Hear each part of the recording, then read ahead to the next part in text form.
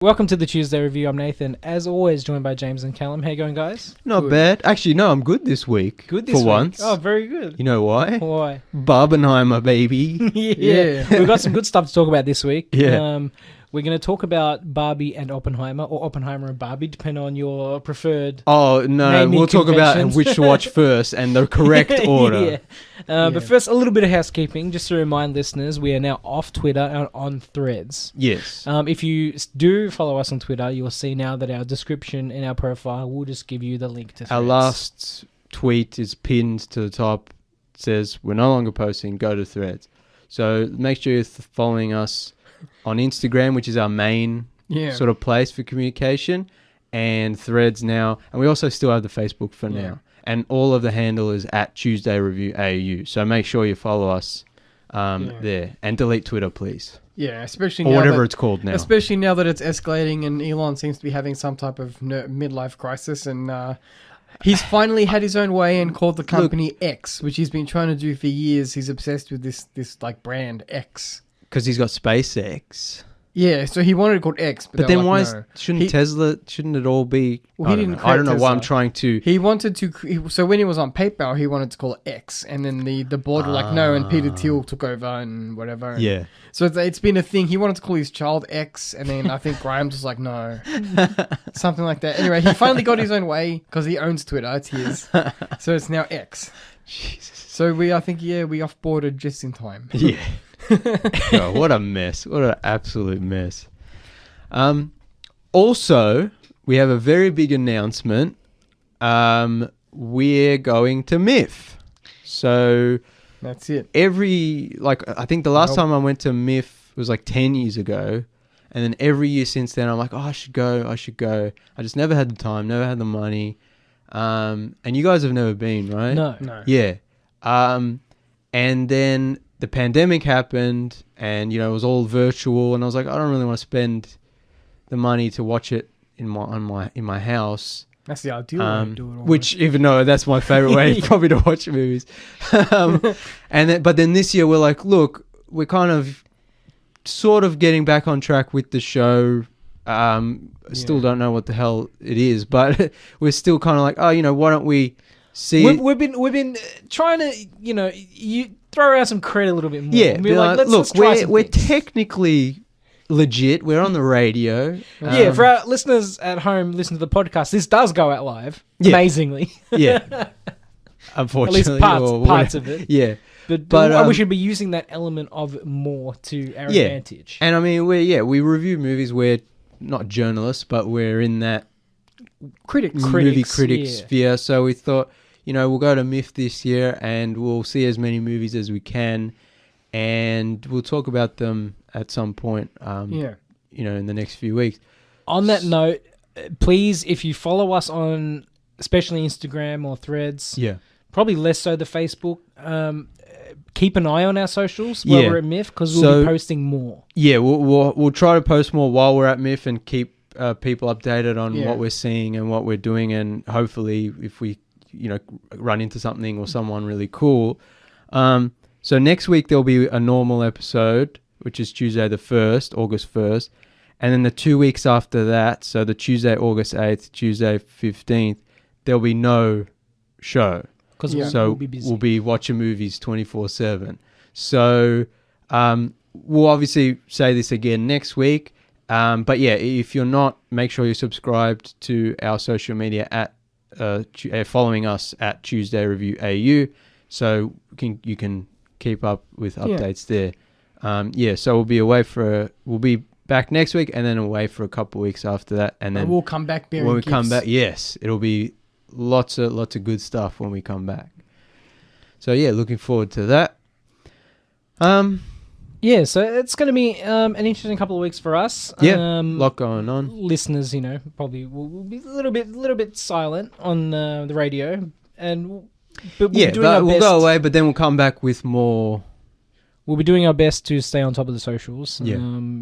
Message us too on the socials. Yeah, definitely. If you have opinions. If you're going to MIF. Yeah, that's it. Let's meet the cousins at MIF. Let's We'll sign you autographs. Yeah. Jokes. All right. So we are doing Barbenheimer this week. Yes. So we saw the Tuesday review Barbenheimer special. What did we call it last week? Barbie, the beach off Bonanza. I can't remember. Barbie Beach off Bonanza. Robert Oppenheimer would be Bob. Yeah. So Bob and Barbie's beach barbecue, big bomb beach barbecue bonanza, big blowout, big bomb blowout beach barbecue bonanza, something like that. So we did it the right way, and we saw Oppenheimer in the 1570. That's IMAX. Yeah, but I was going to say the correct watching order is watch Oppenheimer first, preferably in IMAX, in 1570 IMAX, Then take a break and then watch Barbie. People watching Barbie first are mad. You need crazy. You need your attention span for Oppenheimer first. That's your first basic point. Oppenheimer's a denser movie. You get into a sort of more heavy historical moral dilemma, it's a heavy character big drama, loud Christopher Nolan, the 3 hours. Then you take a break, and then you go into Barbie, and it's it's a lighter heart. Barbie's a palate refresher. Although that gets pretty existential too, which we'll go into later. But I saved this. Someone tweeted or whatever they're going to call it now, X'd. Someone X'd. We'll just say tweet, please. Yeah. What's threading? Is it called threading? I threaded something. Yes. I don't know. I mean, that's the way I would assume. Let's just say post. Yeah. So, someone said people seeing Barbie first are wild. The schedule needs to be black coffee and a cigarette. Oppenheimer around 11 a.m. It's 3 hours. Mimosas, brunch. Barbie around 6 or 7. Dinner, drinks, club. So I think that's a pretty I'm good with that, except the clubbing. We're too old. Oh for yeah, clubbing. no, we're too old. Yeah, you have to be. But this one's my favorite. Is a guy on Instagram. He said, as the old saying goes, Barbie before op, you're gonna pop. Op before Barbie, you're gonna party. Nice. So yeah. So the correct watching order is Oppenheimer, then Barbie. Yes. But as long as you don't have to see either. You don't have to see both.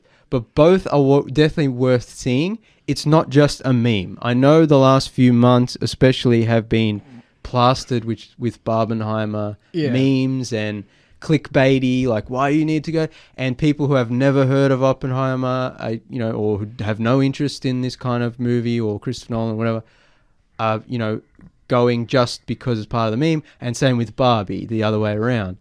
And that's on one hand a good thing because people who normally wouldn't see either of those movies might be tempted to go.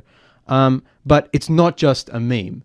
No. It's an interesting and fun time where we've had 2+ years of pandemic. With cinema was dying.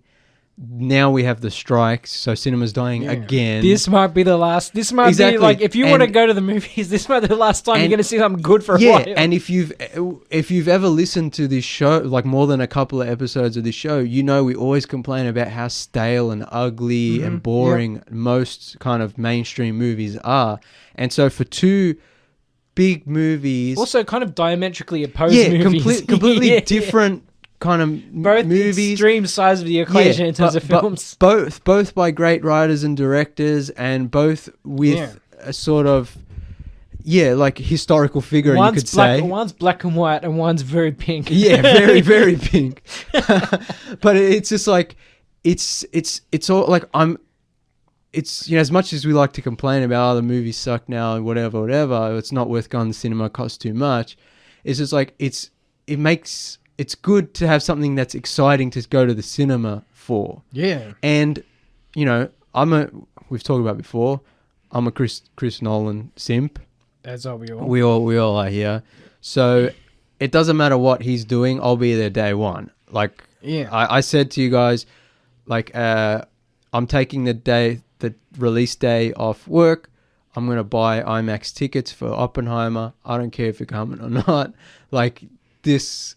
He's one of the only filmmakers where I'm like, I have to see his movie straight away in the best, biggest way possible.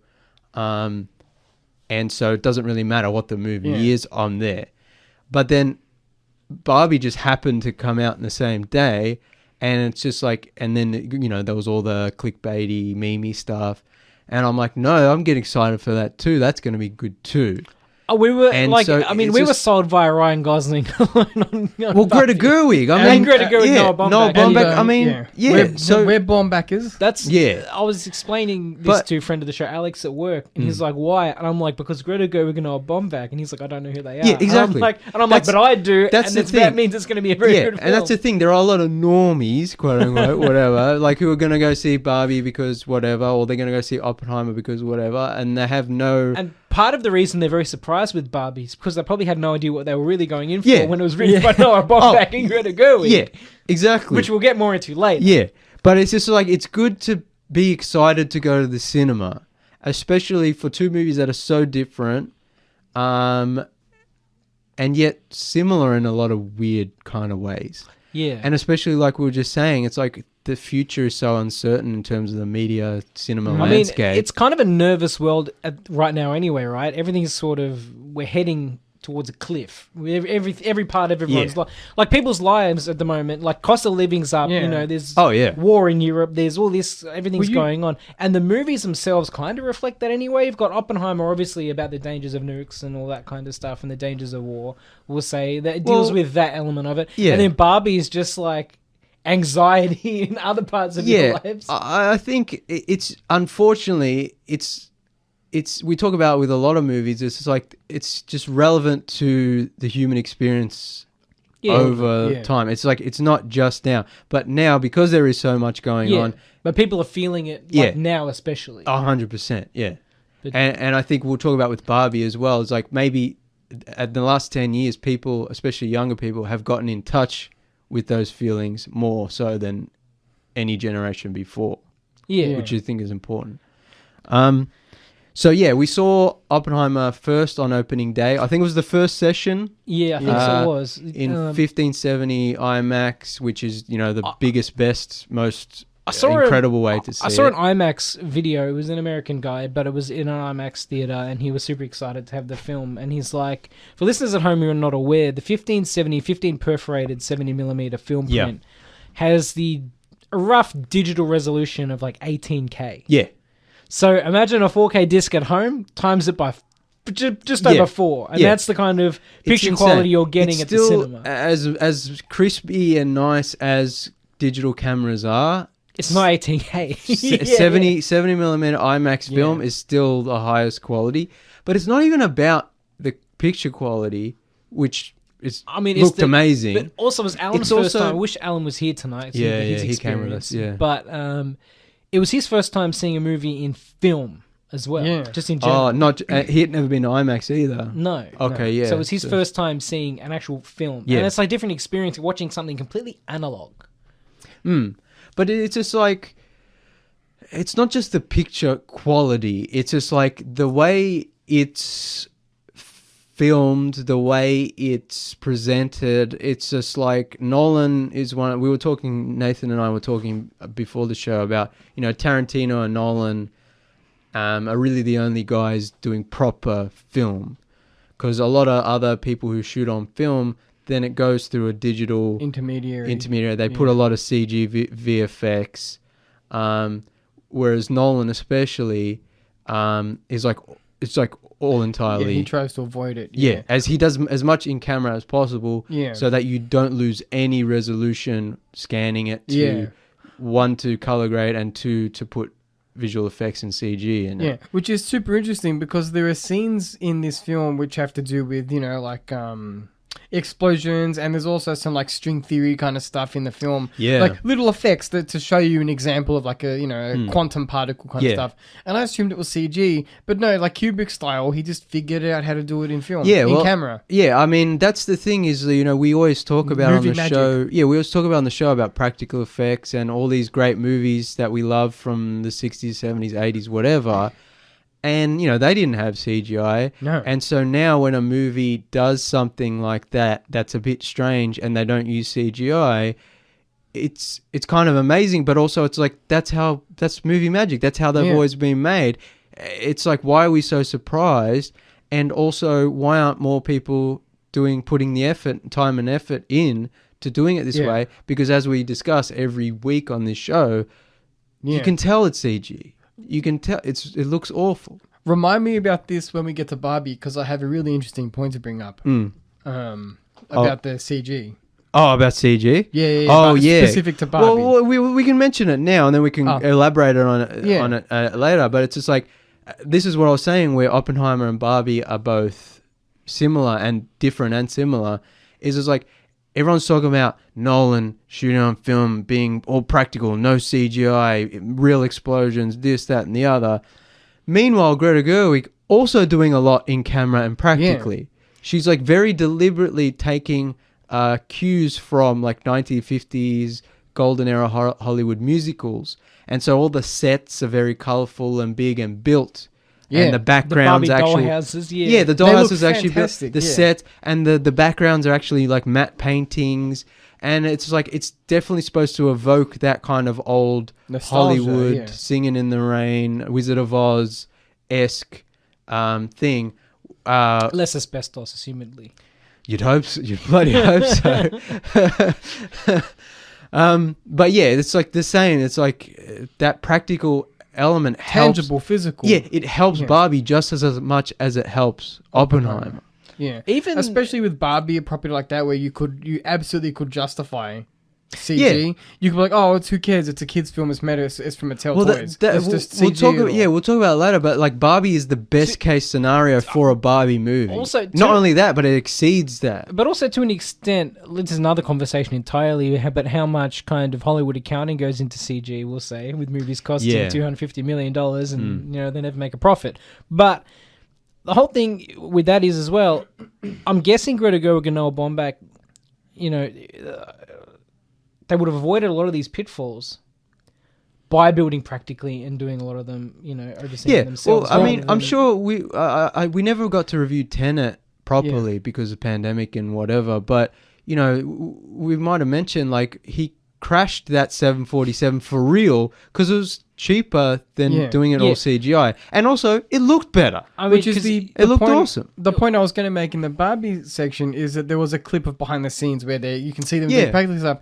And one of the comments is, have we finally got to a place where practical is cheaper than CGI? Well, I think we might be getting that way. That made me laugh because it's always been cheaper than CGI. But it's always been the better option. Yeah. But because of that, we talk about... People who grew up with CGI don't understand that it used to be done practically and it used to be really cost effective. My ultimate point here... And also, we've talked about it a lot before, but it's like when you did practical, you had to get it right and you had to do it well.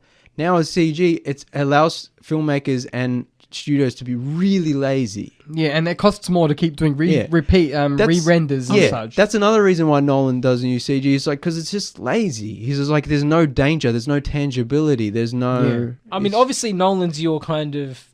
Yeah, the top of goes... the pyramid. Yeah. He'll get whatever he wants. But this really speaks to Greta Gerwig and Noah Baumbach's kind of auto-indie expertise in making these kinds of films with a lower budget. Yeah. So they I mean, I don't know how much Barbie cost. No, like, I'm thinking all their other films. Yeah. Oh, yeah. They're used to doing everything practically because you can't afford boatloads of CG. But how many times have we had an indie filmmaker make really good kind of smaller films and then go to a big kind of franchise and just shit the bed? Yeah, exactly. And so at least Greta Gerwig was given the rope to actually do it the way she wanted. She was allowed to do like what she wanted, which is cool. But two, like, she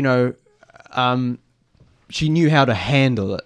Yeah. Which is, I assume this is her biggest movie in terms of production. Oh, definitely. But also, like, kudos to Margot Robbie, who was cast as Barbie, and then called Greta Gerwig and was like, look, we have the rights to Barbie. We're going to make this movie. Do you want to do it? Yeah. And Greta Gerwig was like, she was like, well, I'll do it, but I want to do my version. I don't want to do Mattel's sanitized, crappy cash-in version. There was an interview. And luckily, we got her version, and it's amazing. There was an interview with Greta Gerwig when someone from the studio asked her to delete a scene or rewrite a scene in which Barbie is sitting with an older woman at the bus stop. Yeah. Oh, that's a great scene. Yeah, and they wanted to cut it. And they wanted to cut it because it had nothing to the story. And Greta Gerwig responds... It's everything to the story. Yeah, it's very important. Greta Gerwig said, yes, while I agree that it has nothing towards the actual direct story we're telling... The plot, yeah. It's everything in the subtext of what this movie's about. 100%. Like, she's like, I'm not going to make this movie if you make me get rid of this scene. Yeah. She basically, this was a point where she's like, I'm not deleting anything. I'm just going to walk away. And I guess the good thing about Margot Robbie being such a big star now is that one, she can get Greta Gerwig on board, but if Greta Gerwig is not happy, Margot Robbie can say, I'm going to walk. If Greta walks, I'll walk, and then you don't have a movie. So Greta had the steal to be like, no. I'm pretty sure the words were something like, without this scene, we don't have a movie. Greta Gerwig, more like Greta Gerwig. Sorry, that was bad. Yeah, I'm pretty sure she was like, without this scene, we don't have a film. Alan Deep. All right, well, we're going to rewind a bit. There's no rules. This is Barbenheimer, baby. This is Barbenheimer. We're also live on radio. Who cares? It's in flux like a subatomic level. How you doing, Alan? What's going on? Time is relative. Time is relative. Is that why you're half an hour late? Yeah. Channeling my inner Einstein. A wizard is never late. Yes. Yeah, Alan's usually excused when he rocks up late. Well, a wizard arrives precisely when he means to. We were talking before about Alan, this was your first time seeing Oppenheimer at IMAX. Was your first time, one, at IMAX, and two, seeing an actual film projection. Yes. So it was just... Did you notice a difference? Well, what was your IMAX experience? What was your experience like? I mean, for a little while there, it was a bit overwhelming because I was like, where do I look, you know? It's very big. It's very big. 7 stories high? Something like that. You're like, well, what about that part down there? Obviously... we were just slightly off center, which is not ideal. I would have liked to be right in the middle. Unfortunately, it was all sold out. Yeah, that's all right. But once you kind of got the understanding that, all right, the most key things are happening obviously in the middle where you can see. Yeah. But I do like how even if you're looking in the middle, your kind of peripheral vision, you can just tell how wide and huge and the scope. You know there's stuff going on around. Exactly. Usually. And it's not like he's doing things in all corners of the frame. It's like it's still a normal movie, whereas like here's the close-up of the character, but it's just so much going on. With the sort of the IMAX scenes, we'll say, they did take a lot of time and care in making sure that everything you need to see is kind of in the center of the screen. Well, the IMAX isn't 100% because when you see the movie normally, it would be letterbox. It would be cut off the top bottom. So it's like that panic where you're like, I literally can't see the entirety of the screen. Yeah, you don't have to look everywhere. That's just little bonus. It's. I think Nolan calls it 3D without 3D. So you don't have to be looking at all corners of the screen. It engulfs you. Yeah, it engulfs you. It's in your peripheral. It adds to the emotion of the overall exactly. Scene. And what I was going to say before is it's not just about the image quality and the size of the picture, the sound. Yeah. I think the sound is just as, if not more important in IMAX than the actual picture, because the sound of Oppenheimer. Sound of Oppenheimer was... Yeah. Well, he's a man who takes his sound mixing seriously. Well, sometimes some people would disagree. I didn't say he does it well. I said he takes it seriously. Yeah. Sorry, Alan. At least we could understand the dialogue in this one. Yeah. That was intentional, right? Yeah, sure it was. We're Tenet stands. Look. I'll take that, but no one disrespects Inception. No disrespect to That's all Inception. people in the studio. No. But I will say, like, I watched Tenet in IMAX, and that had, like, truck chase and, like, the plane and some... But a lot of it's, like, indoorsy and kind of... So, like, the IMAX wasn't always utilized maybe as good as it was in Interstellar or Dunkirk, which are, like, peak, like, IMAX movies. You have to see those movies in IMAX. And I think Oppenheimer is similar, where, you see a lot of the stuff, the bomb testing in the trailer and whatever, but a lot of the movie is in small rooms, just people talking, like courtroom drama, political drama. And so even though IMAX is the best way to see it, I think someone like Alan, who's never been to IMAX, I think seeing Dunkirk or Interstellar would be a better IMAX experience. It's not an IMAX showcase film. Yeah. It still has good moments. Even though the IMAX is very effective, it's if this is your first time seeing IMAX, or if you want an IMAX showcase, Interstellar was impressive. You get that big gothic music and the I saw it 3 times at IMAX.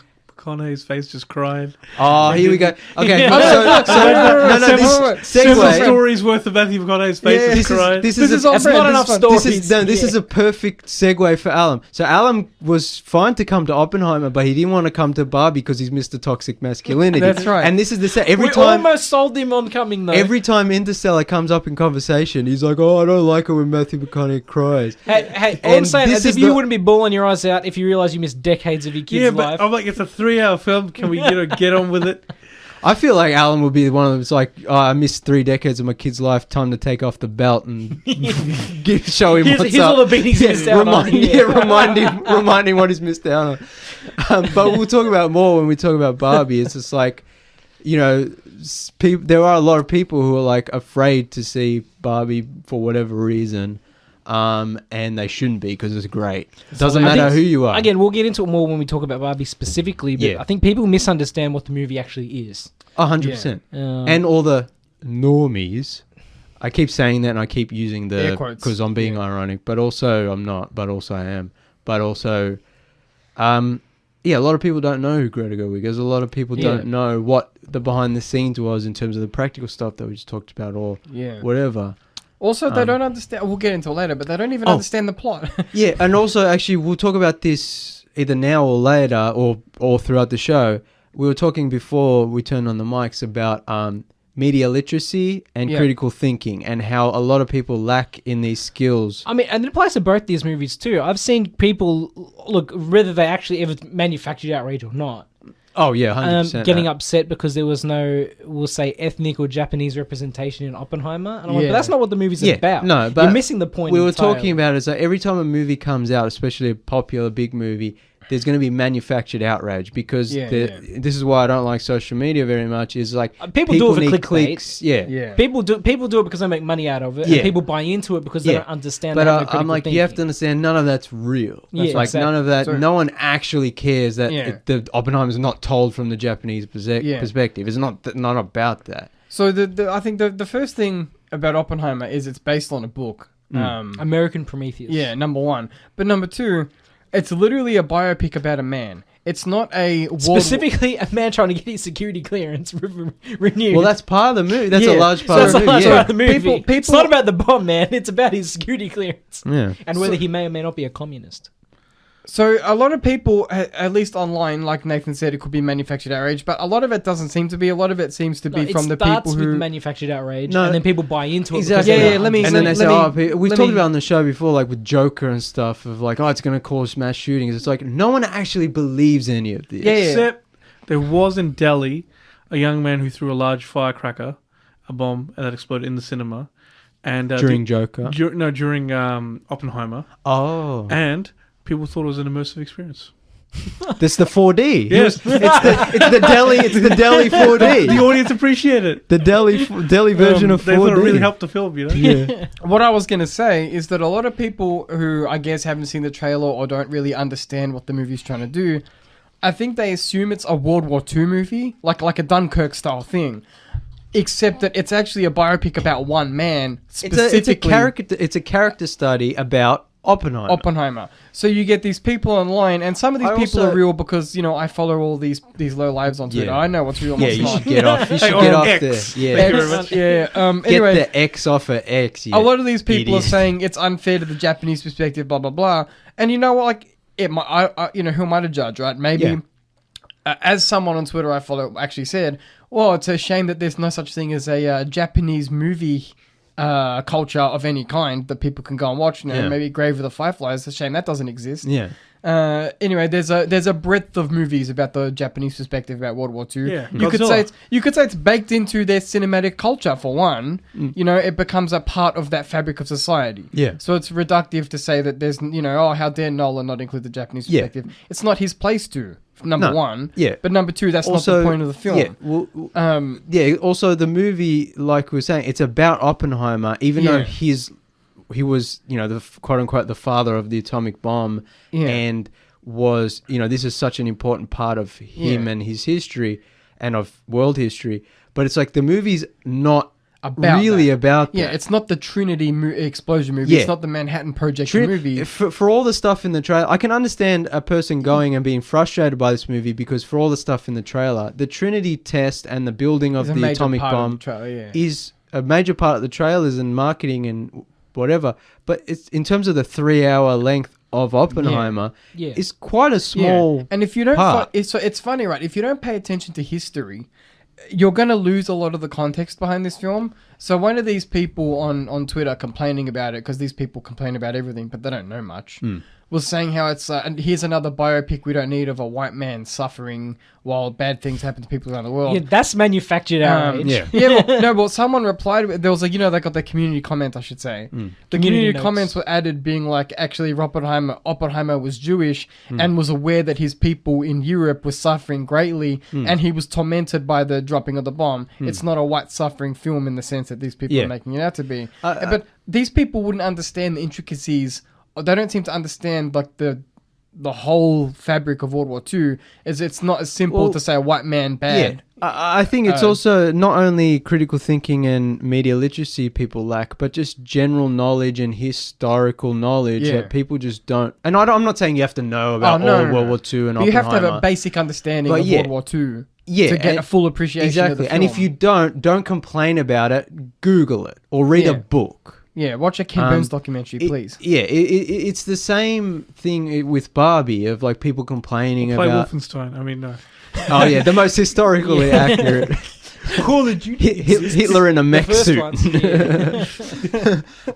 it's the same with Barbie. It's people complaining about this, that, and the other, and feminism and no. And it's just like, dude, read a book. Like you have no idea what the movie's about. Like you're also taking nothing from the movie. There's no, you don't understand the subtext. You probably have, most people who complain about it probably haven't even seen the movie. But even the people who do and get angry, it's just like, do you not know the history of one Barbie, but also like women's suffrage or, the patriarch, whatever.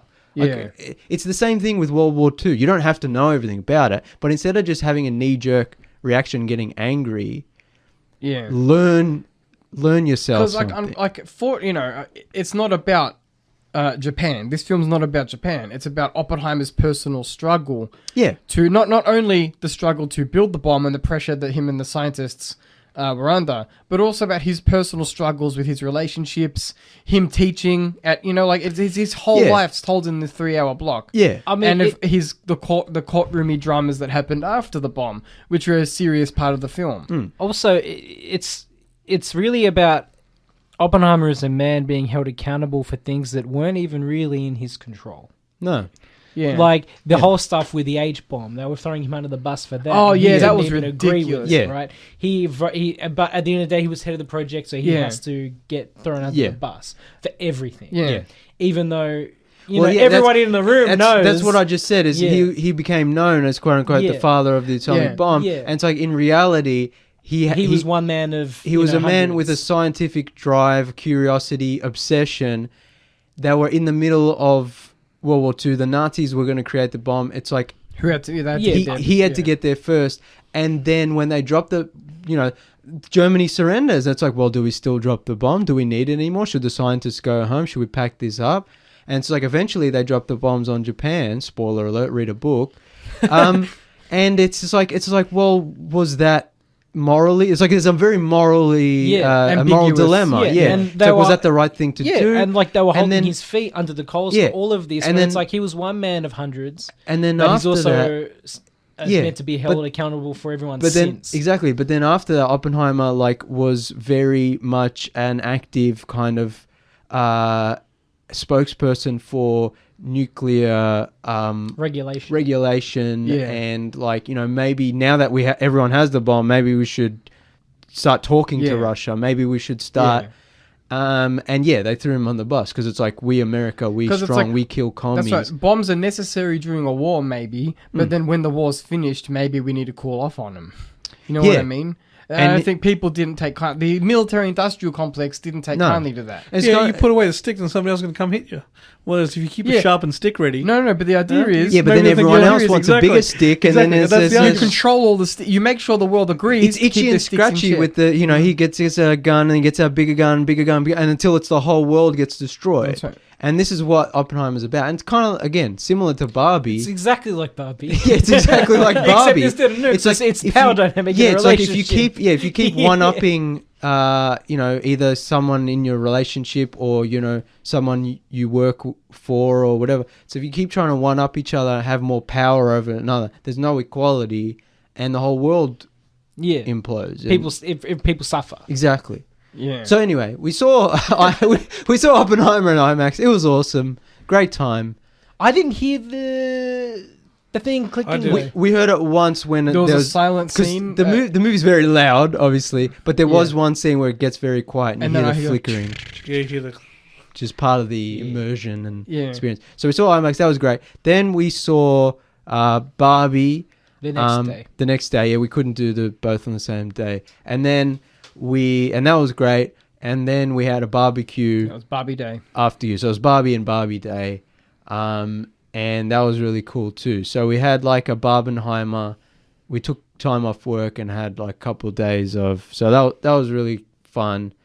And then I was like, we're having barbecue. And I was like, let's put on the Malibu Stacy episode of Simpsons because it's thematically relevant.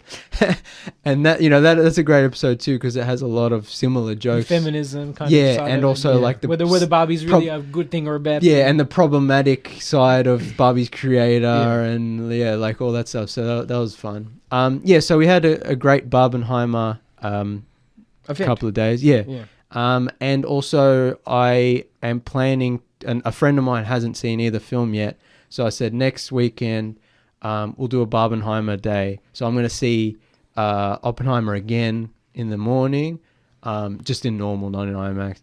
And then we're going to eat, and then we're going to see Barbie again afterwards. So that'll be cool too. So it's fun, like we were talking about earlier.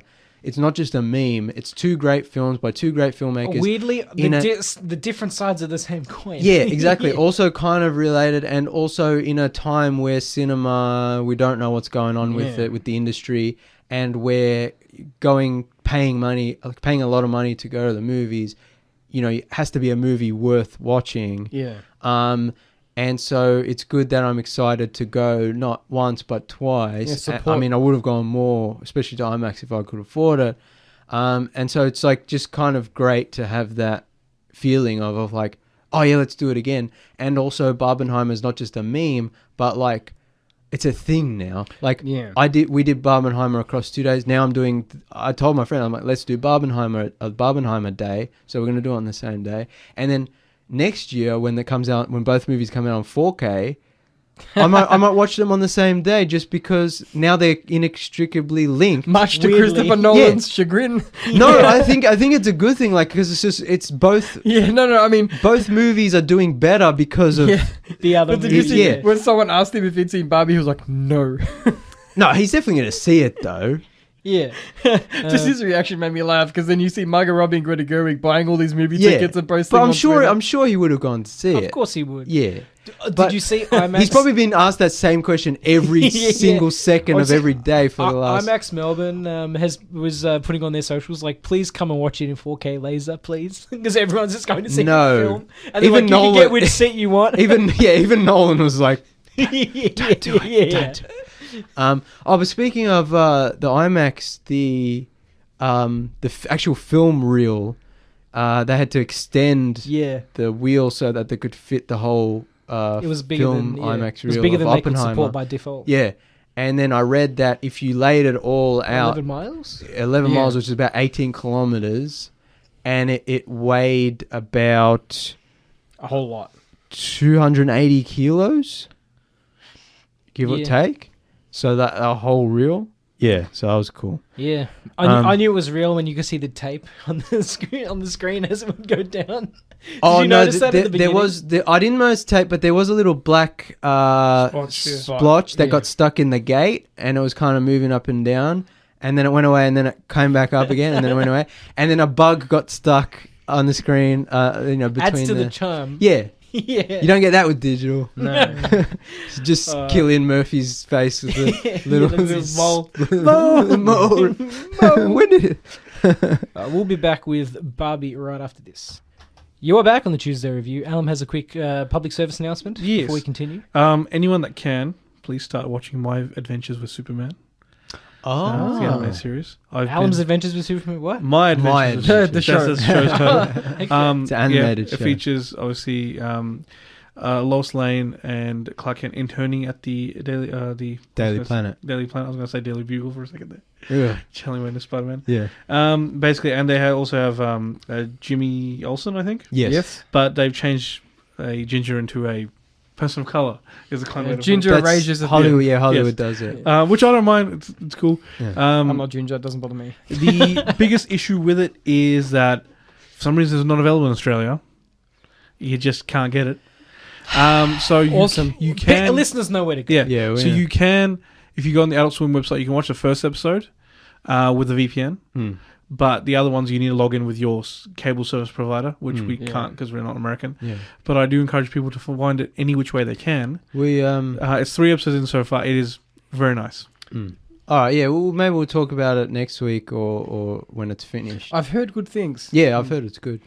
Back to Oppenheimer. Yeah, so we haven't finished with Oppenheimer yet, let alone Barbie. First, I want to say, at the start of the year, Callum and I went to see The Whale at the cinema. Yep. And we were talking about, how excited we were for Oppenheimer. And Callum said something that I wrote down immediately, and I was like, we have to say it on the show. He's like, Oppenheimer, more like Oppenhyper. Oh, so no. just because we were very hyped. And I was just like, that was... I have to write that down because hype. Yeah. It was interesting with this movie to see Nolan, because I feel like more recent years he's been known as kind of the big explosion guy, the action man, the stunt. Well, the stunt filmmaker. This is his first R-rated movie in 20 years, I think, almost. Close to that. Yeah, and this is definitely a movie that probably could have been easily cut down to PG-13 without changing the movie dramatically. But I'm glad it was an adult-oriented.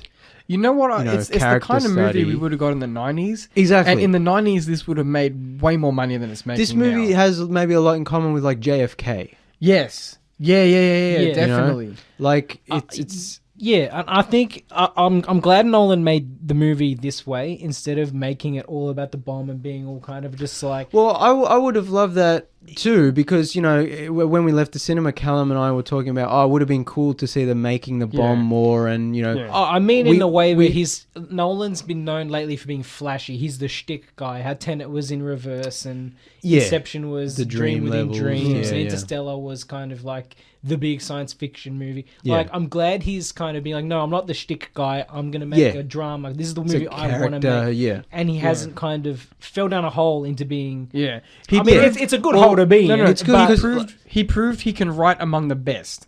He's not just the guy who can bring spectacle to the screen. Yeah. He knows how to write a good script, and that's what he proved. I'm glad he's sort of at least got out of a pigeonhole of being the spectacle guy. Yeah, he's not. Even though he's spectacle, he's not just the. He's not just wheel Nolan out to see something crazy happen on screen. He's not just the big. He's actually But I think because I've always maintained Memento is still his best movie, and that's obviously a smaller kind of thriller. But I think similar with Memento and The Prestige and even Dunkirk and Tenet, I think Oppenheimer definitely feels that way of Nolan is interested in cinematic or visual puzzles, if you can call them that. Yeah. Where it's just about an unraveling of mystery and a rising tension. Yeah. That's still... And I think we like Tenet, but Tenet was maybe not the best version of that, but you can see watching Tenet. I watched Tenet at IMAX with a friend, and we got out, and then my friend hated it. He was so mad, and I was like, I find it fascinating where whether you like it or not, whether it failed or succeeded, I find it fascinating how Nolan is this kind of Rubik's Cube filmmaker where he's just trying to move pieces around and sort of it's unraveling of the mystery and rising of the tension. And whereas something like The Prestige or one of the Batman movies or even Dunkirk, I was very tense. Succeeds in that, Tenet might not have. I think even though Oppenheimer is very much a character drama, it still has that. It has that same energy and vibe of like the movie takes place in different decades of Oppenheimer's life, but it's all non-linearly edited. And it's all the music by Ludwig Göransson, which is great. Is just constant throughout the movie, which usually would ruin a movie and make it feel very cheap and, you know, B movie. But it escalates those emotional moments. Yeah, it's similar to like something like Dunkirk, where it's just like you're rising, the tension's rising over this 3-hour movie until you get to the last act, where it's just like a courtroom drama, but really high strung, high tension, and it's like the music is going, and it's like that's probably the best part of the movie is the last hour, where maybe at the start you'd be a bit off put by some of the music and the way how quickly edited it is, because you know, it's a 3-hour movie and all the scenes are quite short, and you know, they take place over many years, and usually, you know, biopics, you know, they suck because they have to cram in a whole person's life and career into 2 hours. Well, this is really just about, and this is about, you know, it's not from his childhood to his death, but it's 15 years. It's about 20 plus years of his life and career, but it goes back and forth, you know, non-linear kind of editing, and there are different sort of parts of what's going on. Like there's his kind of early kind of academic career where you see his drive and obsession. And I heard a interview with Nolan where he's talking about origin stories and how the start of the movie, where you see Oppenheimer's sort of obsession, like when he's in university and he's like just seeing the way the world's put together, like Neo can see the numbers of the Matrix. It's just like, it's like a superhero origin story, and it's like it drives up, and then you've got the Trinity stuff and the creating of the atomic bomb, and it becomes, like Nolan said, like a heist movie. Like it becomes this tense kind of race against time. They have to beat the Nazis, create the bomb first, and then it goes to the hearings of like he's going to get his security clearance revoked, and they're going to throw him under the bus. And then there's also the black and white sections, which is like another Senate hearing with Robert Downey Jr.'s character, and kind of looking back on Oppenheimer's work from that perspective of this other guy who's looking back and like pointing fingers and whatever. And it's all like non-linear, like I said, and it's all this unfolding, like, you know, these puzzle pieces coming together. It's pulling on a string. It's like you've got, I would say, 4 different timelines in this movie, roughly. Yeah, you've got like him as a younger man, and then him as sort of an older academic with all the communism stuff. Then he's the bomb, and then you've got the hearings. Yeah, roughly. But no, there's the hearings of him getting security clearance revoked in that little room. Yeah, and then there's like the black and white hearings, which is like confirming Robert Downey Jr.'s character. So it's like two separate hearings. Yeah. Straws. And then it's like you don't get the full picture unless you're slowly pulling at all the different timelines, essentially. Yeah, but I think it's interesting that normally you watch a biopic and you're like, this is moving too quickly. They need to slow down. Why don't they just focus on one part of this person's life? This is so poorly edited. Oh, they're just throwing music on there to move it along and to make the movie feel shorter. But this is a movie where it's so well constructed and edited and scored and directed and written and so on that it just, all those little mini scenes work, and all that kind of back and forth between timelines works, and the rising tension and score really works, I think, especially at the end of the movie. It must have been a pain to edit this film. I can't, the editor, Jennifer Lame, I think is her name. Like, kudos to her. I mean, this is like a Herculean feat. It's one for the resume. Yeah. You know? I mean, yeah, it's like I edited Oppenheimer. I can edit anything. Yeah, basically. But yeah, it's not a traditional biopic in the way you think of a biopic because, like I said, it's got that kind of the kind of rising tension and that kind of. Well, for a start, even from the filmmaking perspective, Christopher Nolan decided to show how it's like there are some sections of the film which are filmed in black and white, and those are more factually reported things that have come from multiple sources. Subjective. Yeah, subjective scenes, and then there's color scenes which are from Oppenheimer's objective. The black and white's more objective. Yeah, and then the color scenes are subjective. Yeah. Which they all happened, of course. All the scenes in the movie happened. Yeah. But some of them are, taken, also I guess, some liberties from Christopher Nolan. Like, how would a person feel in a scene? It's not as, excuse the pun, it's not as black and white as that. Yeah. It's more like, because the movie is called Oppenheimer and it's a character study about Oppenheimer, most of the movie's from his point of view. So we don't see a lot outside of stuff that he wouldn't have experienced. There's no cutting away to things he wouldn't know about. Yeah. I think there's actually, we were talking about before we turned the mics on, it's really interesting that there's like no war footage in this movie at all. They don't even show the bombs being dropped on Japan. There's no newsreel footage. Yeah. It's just like, you know the war's happening. It's a cloud over the story, but it's all from Oppenheimer's perspective. He's there with his wife and kid and the scientist, and he's making the bomb. And this is, And the closest we get is him imagining the effects, essentially. Yes, but that's all still from his perspectives. Yeah. And then the kind of later black and white scenes are maybe not as much objective, but more from someone else's point of view. Like, they're not straight from his... Yeah. You know? Exactly. Yeah. So good. Yeah, it's just, I think the pace, for a 3-hour movie, pacing, it moves really quickly. Like I said, the scenes are short, but it doesn't take away from, I always complain, slow down a bit, have characters talk. Yeah. But I think this is a movie where, similar to like Dunkirk, I'm like, oh, this is good that it just keeps rising and getting quicker and more intense. So it's funny, bro, because like normally like 3-hour movies don't faze me that much, but because I was in the uncomfortable IMAX seat, I felt. We're used to a certain level of comfort. I felt the 3 hours. Whereas if I was at our local cinema, felt the 3 hours. If I was at our local cinema, I would not have felt the 3 hours. That's the one bad thing about IMAX is no reclining seats. But also the seats are like more. They're a bit smaller. Yeah, a bit smaller to more people. And they're trying to cram it into that little stadium kind of arrangement. The one criticism I have of this film, and I don't normally have any criticisms of a Christopher Nolan movie, really.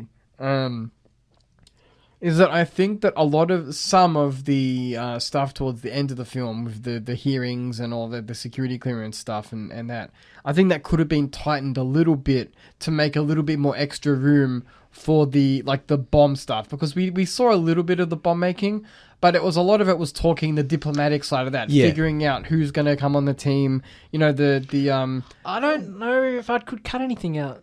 Well, no, what I was going to say is I'd like to see more of the handling of the hazardous materials, the preparing the casing of the bomb, like that kind of hands-on chemical stuff would be interesting to see. We've talked about on the show before where it's always fun in movies seeing the heist being planned, or the hero creating his armor and weaponry, or whatever the case may be. It's always interesting to see people working and figuring things out and putting things together. And this is no exception, where it would have been really cool to see more of like how they created the bomb and and then you see a little bit of that. Yeah. Especially someone like Christopher Nolan, who has that he's a great physical filmmaker. But like we've been talking about, it's like, it's not really about the Trinity test. No. It's not really about... Again, within the context of the movie, I'm not sure I could cut anything out to make room for that. No, well... That's just a little nitpick. We were talking, Callum and I were talking about after we got out of the cinema, was like, yes, I would have liked more of that, but also I understand why it's not really about that. They have to keep the scope in perspective. Yeah. Also, give me the 4-hour version. Like, I would be fine with this movie just... barreling having a lot more just of everything, not just of Trinity, but of everything else. Because it was such an awful period of time too. Like a lot of people don't even understand the McCarthy period of history of American political history. Yeah, you know, this idea because like you watch it and you get uncomfortable, right? They'll be like, someone will be grilling him. Did you read the Communist Manifesto? And then he will be like, what did he say? I read it all 3 volumes in German. Yeah. And they're like, you know, you dirty communist. And in reality, he wasn't a communist, number one. But number two, we live in the year 2023. It's like, who cares what your political leanings are? But it's also like during... Can't you put us on this? I think we're already on this. But I think like during World War II, when they're creating the bomb, Russia was our allies. No one cared. That's right. And no, even Matt Damon's character says, if I had to hire them all now... I wouldn't. None of them. Not Oppenheimer. Not just Oppenheimer. I wouldn't hire any of the scientists. Yeah. But like after the Cold War, you know, during the 50s when they're grilling him, it's like, oh, now it's a problem because the commies are the bad guys. Yeah. And it's just like they're trying to throw him under the bus. The McCarthy era was horrible. Like horrible. Look up the Hollywood. Which trials. Oh man. Yeah. Which aren't like just blacklisting people. Like it was awful time. Do we have to go off there? We do have to go off there. Okay. But we'll be back right after this. More Oppenheimer, more Barbie. Yeah, we're back on the Tuesday review. Yeah, so finishing up with Oppenheimer, we've spent this whole time talking about how great Oppenheimer is without talking about Oppenheimer himself. Yeah. Cillian Murphy's performance is incredible. Yeah. So was the rest of the supporting cast too. I wanted to mention Robert Downey Jr. basically came out of retirement because if you're in the, some of the cinephiles out there don't consider Iron Man to be acting. Well, I mean, he was great as Iron Man, but it's good to see him get his chops going. Allegedly, Christopher Nolan bought Matt Damon out of retirement. Yeah. Matt Damon was taking a break from acting, and he said to his wife, I'm not going to act for a while unless Christopher Nolan calls me. Apparently he said that in an interview, and then Christopher Nolan called him, and he's like, well, shit. Yes, all right. sir. Yes, sir. When do I leave? But the cast is stacked. Like, there's so many people. There was so many people in this movie I didn't even know were in this movie. Yeah, me too. And I'm like, a lot of it has to be they just want to work with Christopher Nolan because there's such small parts. So it's funny, right? So before we saw it, I was talking to James about the movies I've been watching, and I was like, I rewatched. No, we talked about it on last week's episode. Oh yeah, A Cure for Film. Cure for Wellness. And I was like, "Where's Dane DeHaan at?" Anyway, so we're watching the film. What happened to that guy? Yeah. Then there he is. He comes up on screen. I turn to Callum in IMAX and just look at him, and then he looks at me, and then we're watching, and he's like, "Is that Dane DeHaan?" I'm like, "Yeah, that's why I looked." I was like, "There he is." Yeah, like there's so many people in this movie, and they're all great. But yeah, I think it's just kind of like JFK. It's like a star-studded cast, and a historical kind of epic. But also, like, Cillian Murphy is just very, very good in the lead role. I do like the story about how Robert Downey Jr. was kind of nervous because this was his first actually dramatic performance in a while. Yeah, well, I guess, because he's been doing Iron Man for so long, and a lot of people, have grown up with him. That's all they know him for. Yeah. But I mean, they forget like what a promising kind of dramatic actor he was. Like this is his first big dramatic role in a while, and I was blown away. There's a scene closer towards the end where he's like he turned it up. It's his like you can't handle the truth-esque scene. Yeah, and he was sublime. Yeah. It's funny. I saw a thing about the there was a tweet about people who might be up for supporting supporting actor Academy Awards, and it was like Robert Downey Jr. and the Gosling, and I was like, that's hilarious. Sorry. Really good performances, and also this movie, a lot of people complain every time a Nolan movie comes out, it's very divisive.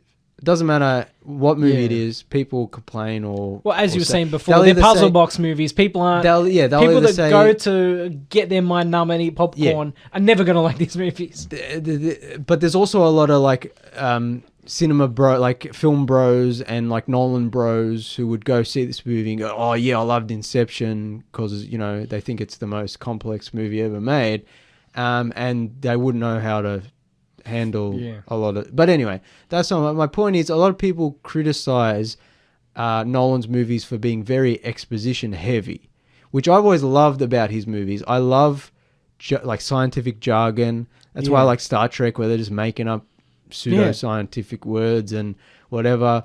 I like that stuff. Like we were just saying. Building, Like we were just saying, it's like it's interesting when people are building things, and it's also interesting when people explain things. This movie, if you don't like that kind of heavy exposition dialogue from Nolan's movies, you will hate Oppenheimer. But I really enjoyed just a lot of the back and forth between characters that was very scientific. Some of my favorite parts of the film are them discussing science, and like even the bomb. It's like talking the pros and cons of the different elements to use and stuff. And there's because all the scientists are in that the kind of whatever brainstorming room, and they have their little room with the blackboard, and they're like, they all go around in the circles, like, what do you think? What are you going to work on? And because they all have their own specialities and biases. And they also think, that guy's a hack. I'm the real scientist. Exactly. Everyone has their own egos. And it's also a battle of will, I guess. The movie also has some funny bits. Like Matt Damon's character especially, like has some sort of kind of a outsider's look on all these galaxy brains, like making these. He's like, what are you guys talking about? You guys are crazy. And it's like, it's kind of this kind of sarcastic kind of humor. It's a couple of funny bits. Obviously, the movie as a whole is very heavy, especially the moral dilemma and the ethical implications of the bomb, and especially at the end of the movie, where it's just like the world, after the atomic bomb, the world's never been the same, never will be the same. You can't put the genie back in the bottle. A lot of people, like, the part of my French, the shit posters online who are coming out against this movie because there's, it's a white man's movie, blah blah blah. A lot of them don't seem to get that. Like, when you watch the film, Oppenheimer struggles with the repercussions of his actions. Famously, he described the blood on his hands. Famously. Well, and Nathan mentioned before the kind of nightmare. Yeah, I'm glad they kept the Eisenhower scene. Truman. Oh, Truman. Sorry, one of my favorite things is Truman's like, "Stop being a baby. It's my finger to press the button." Yeah, he's like, "Did we do the right thing?" Oppenheimer's like, obviously, torn up about it. Yeah, has all this weight on his shoulders, guilt or whatever. But it's like Also, Oppenheimer was a very eloquent person. He would never say, I'm sorry, I don't think we did the right." Like you can see him in interviews and stuff. Like, he's trying to weigh up. It's like, we had to do it because the Nazis would have done it, but also it's also playing politics as well. He has to write a fine line between saying what he thinks and not just that, but I think he was a very intelligent man, and he wasn't just going to be like, my bad, or we're the best, shut up, America. Yeah, that's it. America. But there's also like there's the famous quote he uses from the Gita, the "I am become death, destroyer of worlds," which is a famous quote he said after the Trinity test was successful. And the way it's framed in the movie is, I don't want to spoil it, but to me, it was just like, it very much illustrated, as does much of the movie, his conflicting feelings and his guilt towards not just the bomb, but a lot of other things in his life that didn't go the way he planned. Especially his relationships. Again, this is similar to Barbie. There's some stuff about relationships in Oppenheimer that kind of resonates with some of the things in Barbie, of like the power dynamics and how you treat another person in a romantic relationship, or But like, you look at even the way the movie depicts his feelings. It's like, he steps over dead burned bodies at times. He's like got that glassy-eyed look in that scene in the auditorium after the success of the Trinity testing. Oh yeah, and then you hear the stomping of the feet, which you hear. That's another thing. Throughout the movie. I was talking about the sound and the score, but like you hear, and it's like a horror element. Yeah, not only is the the story told linearly, but also like you hear things and it's like this loud boom boom boom boom, and you're like, what is that? And it's not till later it's kind of ramped up, and it's not till after that until it's revealed what it is.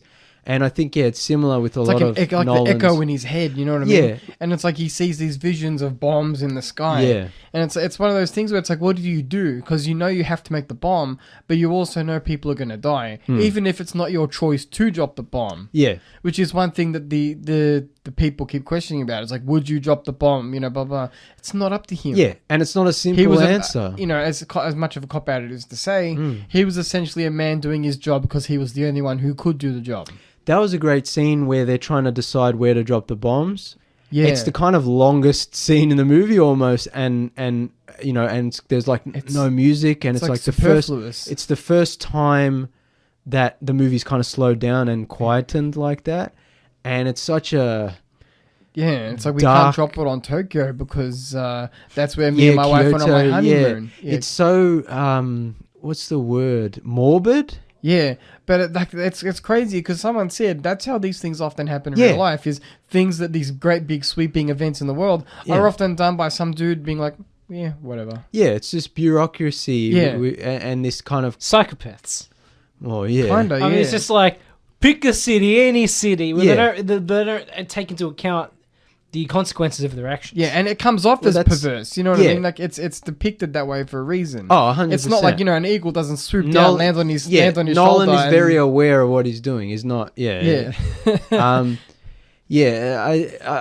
like I was talking about earlier, where you see kind of Oppenheimer's drive and scientific obsession and the way he sees things differently, and that kind of, the first half of the movie is kind of like this origin story of him, and then there's that bit where he puts on the hat and puts in the suit and he gets his pipe, and it's almost like Batman suiting up for the first time. Yeah. It's very much a superhero suit up scene, where he becomes the Oppenheimer we know in the history books. Yeah.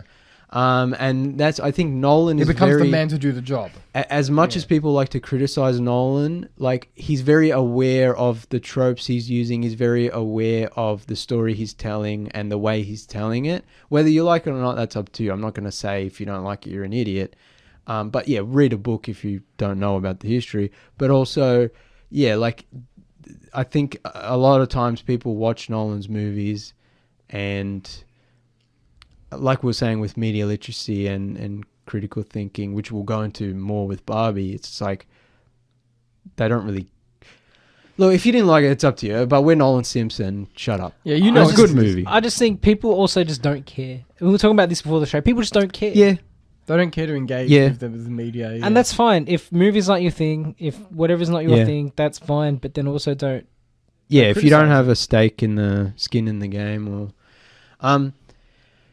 one thing I'll say, and then we'll move on to Barbie properly, is do you guys remember in Twin Peaks The Return? Was it episode 8 with the nuclear explosion? I can't remember if it was the Trinity test, but it was like a nuclear test. Was it? Yeah. Test, and it opened a rip in reality, and that's when all the Trinity. Supernatural stuff came out. I'm sure someone's probably already done it. I haven't checked yet, but it's like we need an edit. Yeah, edit Oppenheimer and Twin Peaks together. Yeah, you could edit that with, when he's like lighting his pipe or his cigarette or something. So we need an edit. I feel like Peaks with Oppenheimer. Yeah, like with that huge explosion, that crazy episode that we all had our minds blown. We had to take a break. Yeah. Actually, and speaking of no CGI, Nolan doing everything practically, actually making a huge explosion to film that, and like we said, the Trinity test is actually a small part of the movie, and the actual explosion is technically a small part of the movie, considering its runtime and what it's actually focusing on.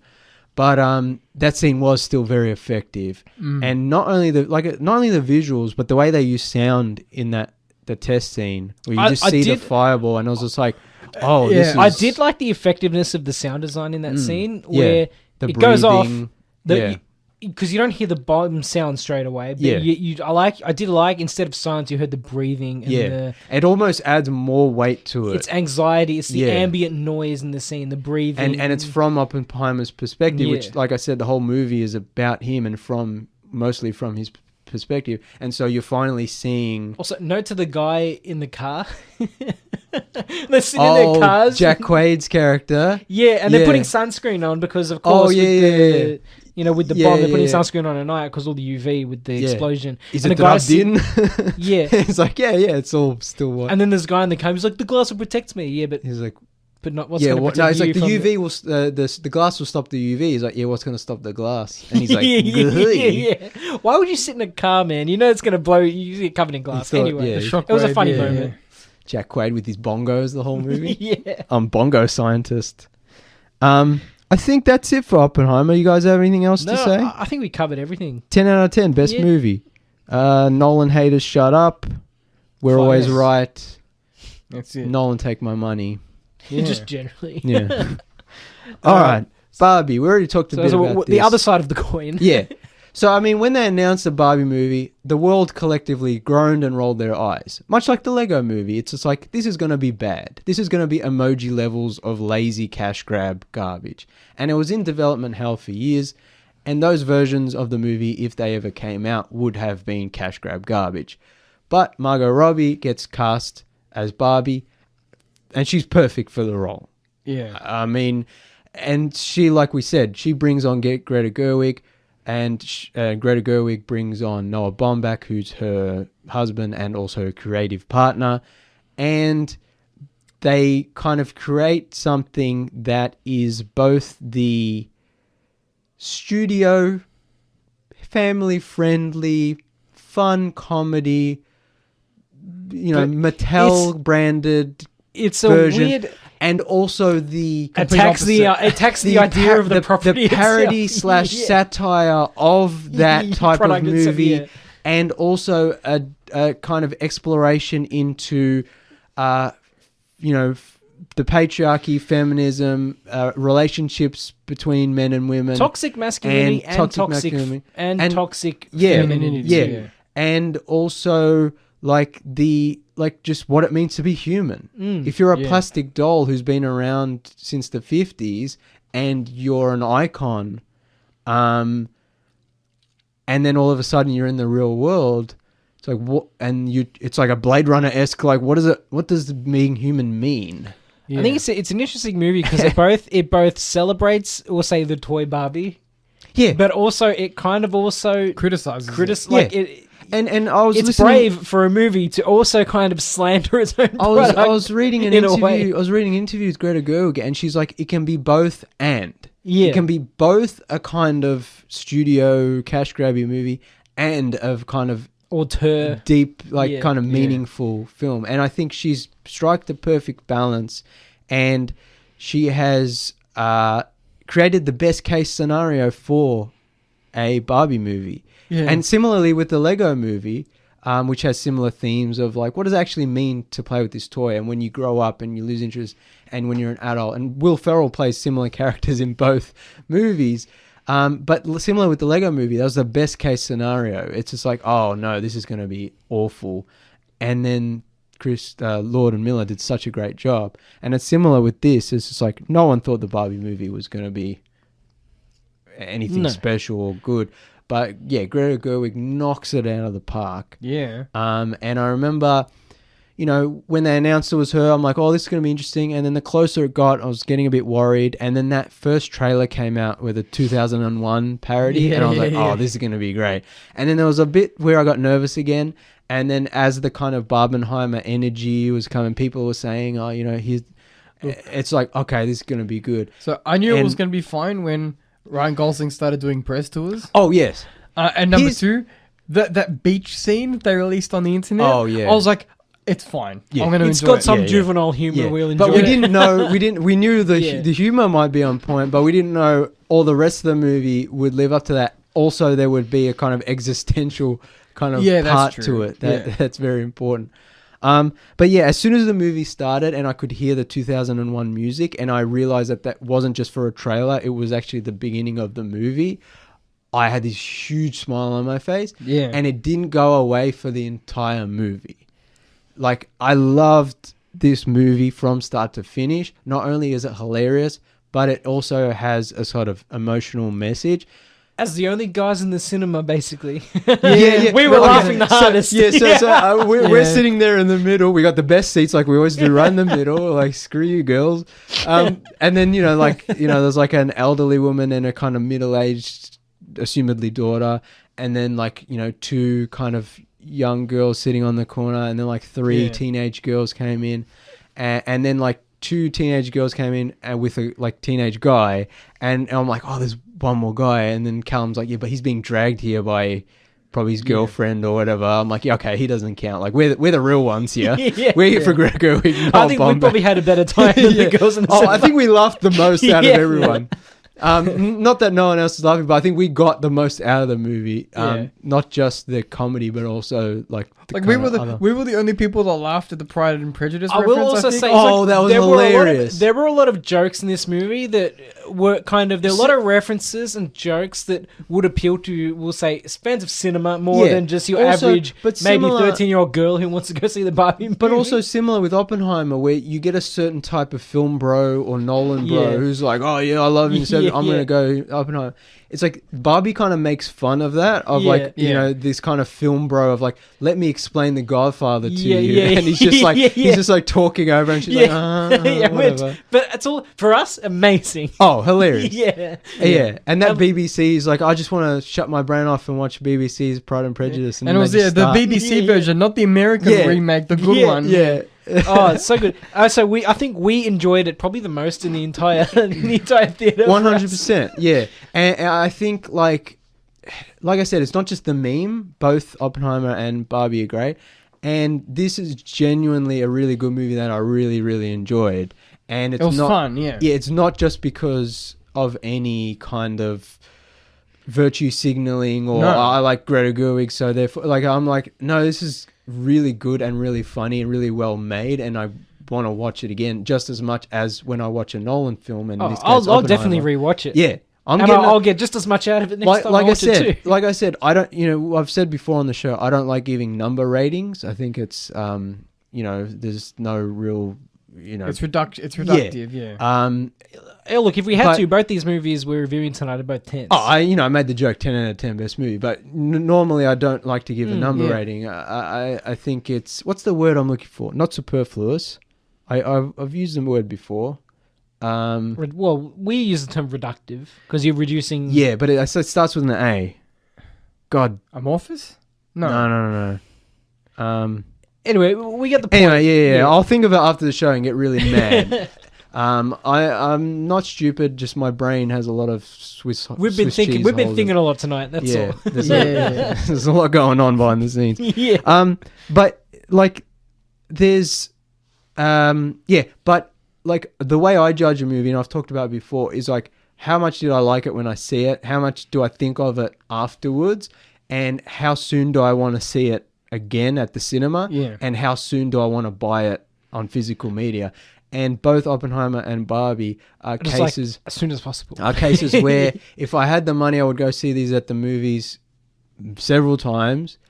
And I'm definitely buying both on 4K in the best packaging available, whether it's steelbook or limited edition He's box. going to get the Barbie car box set. 100%. I don't care if anyone looks at me funny. That's another thing. We've talked about this before, like toxic masculinity. Don't be afraid to go see Barbie. I can understand if you're a single guy on your own going, and there's like a lot of like little girls around. We were three guys going to see it. Maybe get one other person. For all the dudes out there who may or may not be listening, right? This movie's hilarious for boys because it has a lot of boy humor. Ryan Gosling delivers the goods. Even if you don't get a lot out of the Barbie Ryan stuff. Gosling as Ken steals the show. You are Knuff. You are Knuff to go see this film. Embrace your Kenergy. That's it. Because you are Knuff to see the Barbie movie. That's it. But yeah, it's not just about Barbie. Barbie's in the Barbie land, and she like has some thoughts of dying, and which in Barbie land everything's perfect. And that's such a strange phrase to say. Yeah, right. And then so she goes to the real world to figure out what's going on. Why she's feeling this way. So assumedly, so what's explained to her is with mild spoilers.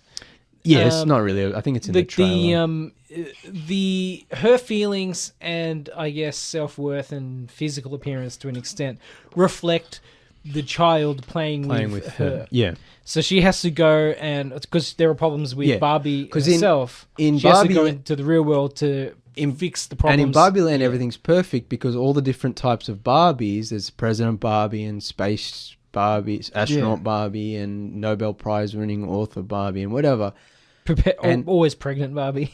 No, that was Midge. Midge, sorry. Yeah, the discontinued doll that we don't talk. Mattel doesn't talk about anymore. That was funny.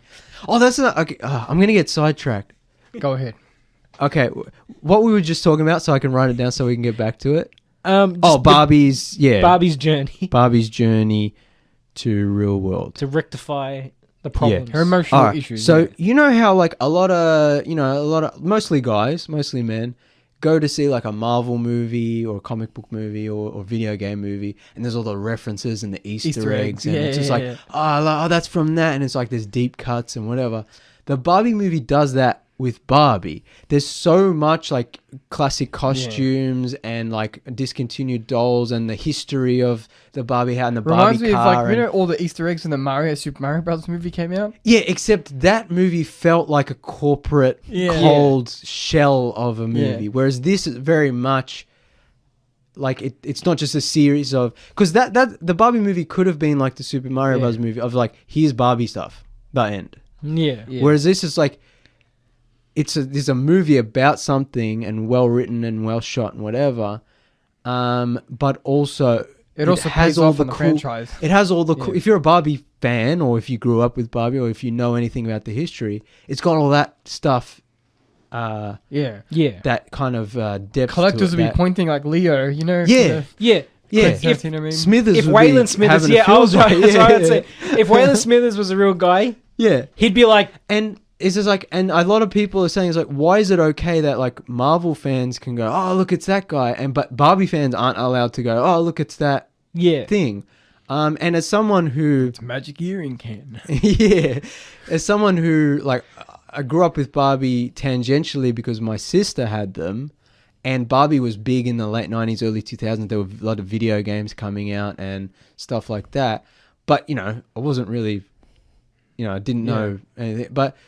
It's like I still appreciate that because you can tell when someone's put effort into something you can they're tell knowledgeable about, exactly. or there's something they care about. If someone who didn't care about Barbie made this movie, you would get none of that. You wouldn't get the same sense. Yeah, there might be some Easter eggs and references, but you wouldn't get the same sense of like, oh, they really put a lot of time and effort into this. They wouldn't have built the sets to begin with. And the practical element, like you said. The fact that I'm sure those doll houses are based in and all the toys clothes too. And the fact, the costumes are so good, and also like the fact a lot of the costumes are real costumes. Yeah, and the based on toy, based on the Barbie costume, but like, and also the fact that because it's Barbie Land, it's all kind of this fake plasticky bright. Yeah, it looks great, but it's all like human scale. Like it's not quite. Everything's slightly smaller. That's I guess I should say that. It's like even her car is like a little electric. It's 2/3. I think it had to be made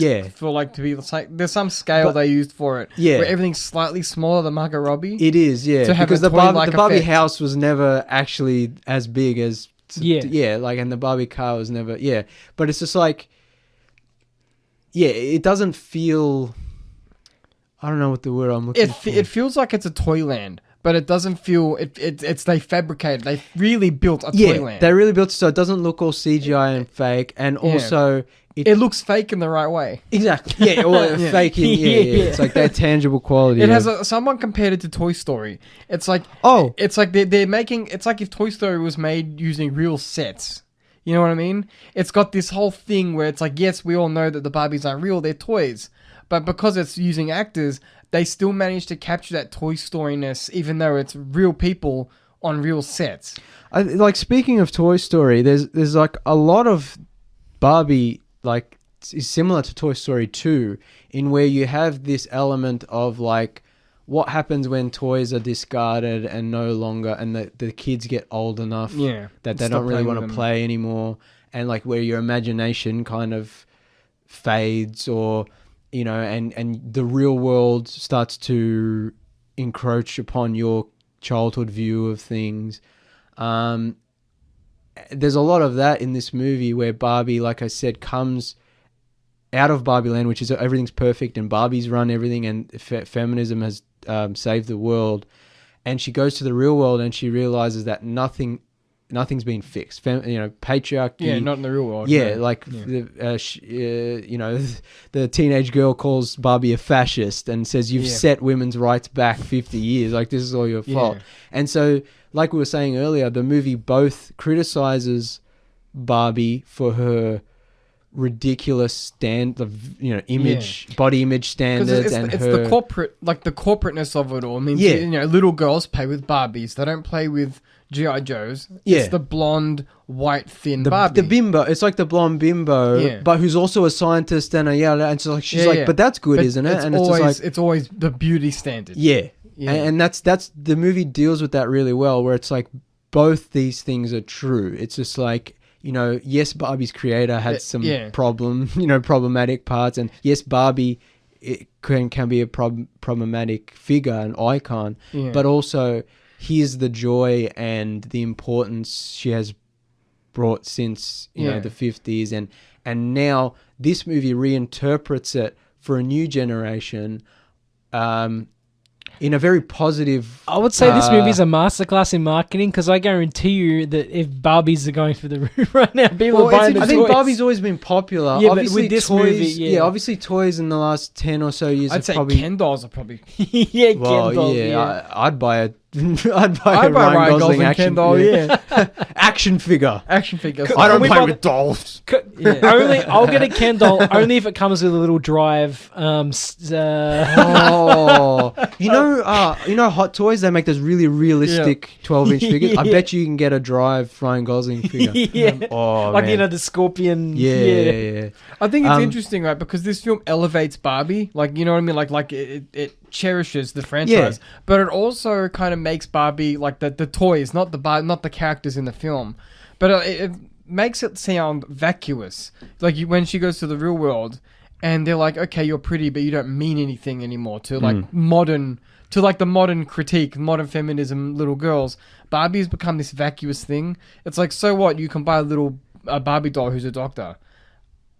But it's still a kind of vacuous toy. And it's like, how do we treat that in the modern world? What does it mean? In the context is like, Barbie can be a doctor. Little girl, you can be everything. But then the system is still functioning the same way. Yeah, the little girl grows up and realizes, it's not that easy. The system's still against me. Things aren't so easy.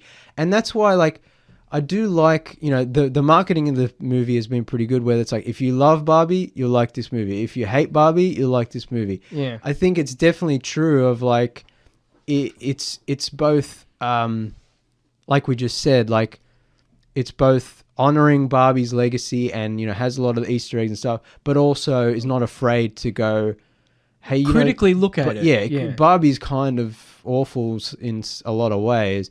And similar with the feminism and stuff, it's just like, it is something that needs to be addressed, with something we've talked about on the show before, but also the movie isn't just being like, feminism, the best, kill all men. It's literally... You'd think it's that from some of the feedback people... Well, because a lot of people don't have critical thinking or media literacy, like we just said, and a lot of people are so dumb. But it's like, if you have one brain cell... you'd realize the movie is deliberately sort of painting Barbie Land, where the women run everything, where Barbies run everything, run the whole world, as the opposite of what happens in the real world, which is where the men, the patriarchy, runs everything. And when Barbie goes from that world to this world, she has a shock. And when Ken goes from Barbie Land, where the Kens are all just accessories, which they've always been. Also, we'll notice they don't talk about this in the movie, but there's no fat Kens. Yeah, they're all bodybuilders. They're all like ripped. Speaking of like body image and that, it's like there are different versions of Barbie. There's like, the black Barbie and the Asian Barbie and the plus size Barbie and whatever. But the Kens are always like the buff.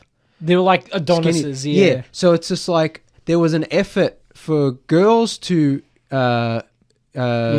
normalize body image. It adds to the kind of but then again, it's that's also it's also the reverse of the real world. Yeah, where only beautiful women are visible. Yeah, but then also on top of that, it's like because boys traditionally or whatever stereotypically wouldn't play with Kens. The only reason you'd have a Ken is if you already have a Barbie.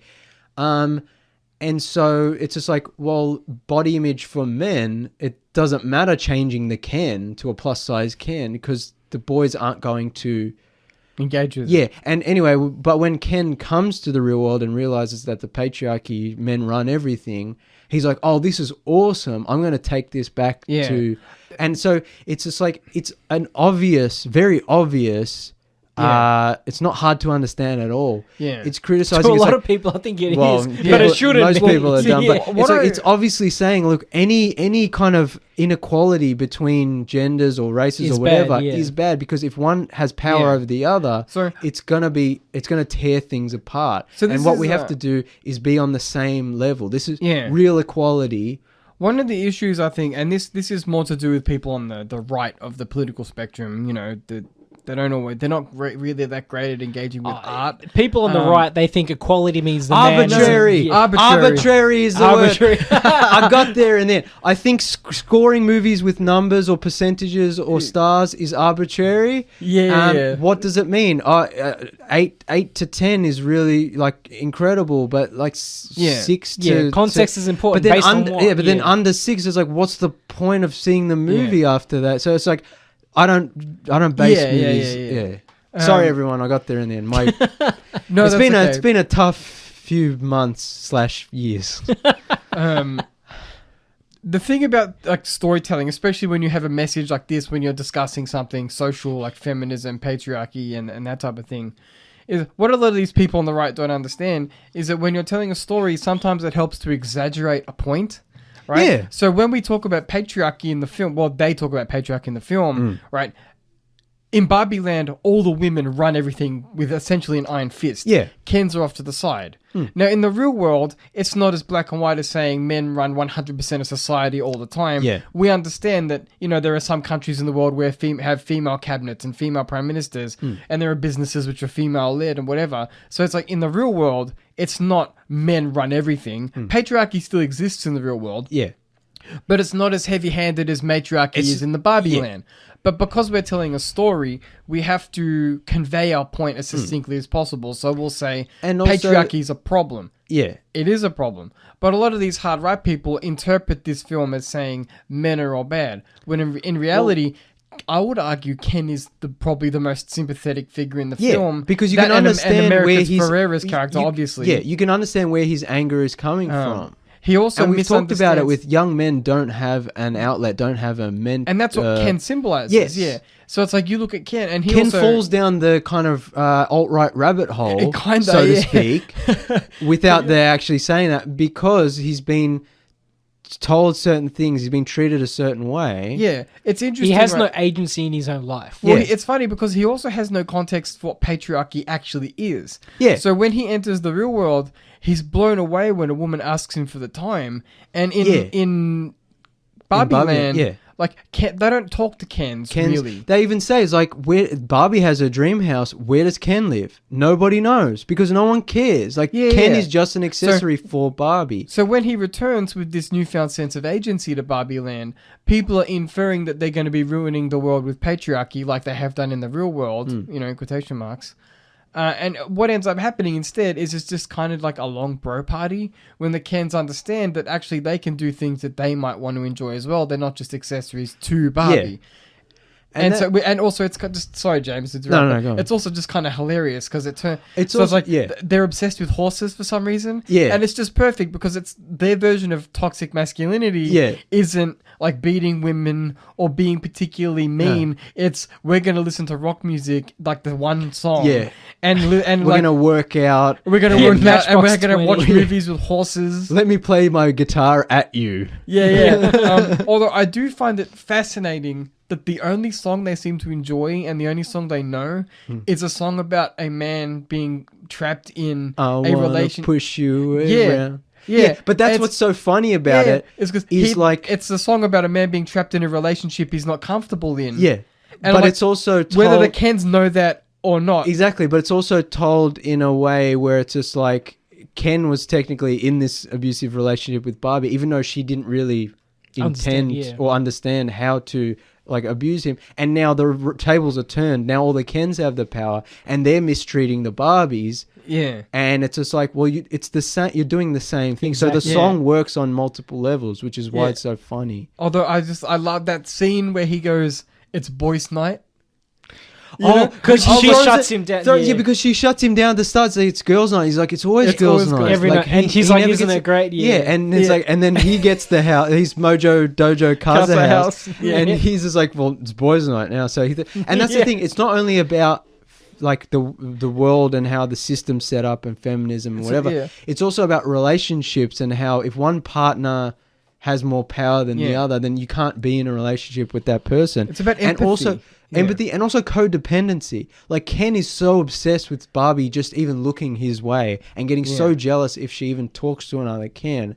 And it's just like you can't live that way. And at the I don't want to spoil it, but both Barbie and Ken come to realize that they are people. They are Kenuff. They are people within themselves. In their own right, and they don't have to be associated. They don't have to be Ken and Barbie. They can be Ken. It's Ken and it's Barbie. And it's fascinating, right? Because it's so well written and so funny. You approach it from that Toy Story perspective, where it's like they literally made to be with each other. But in Ken World, in Barbie Land, I should say, or, Ken World, for us bros out there, I know Kendom. Kendom, is that what he calls it? The Kendom.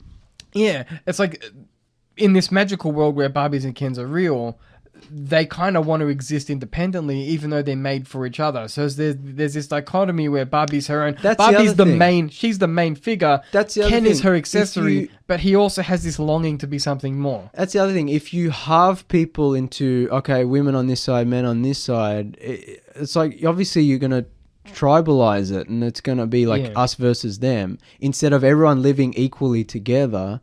And it's the same with people of color or the LGBTQ community. It's just like when we're fighting for women's rights, or when we're fighting for the Black Lives Matter movement, or when we're fighting for gay rights, these are human rights. Yeah. If we lift all these people up so that we're all at the same level, theoretically we fix all the problems.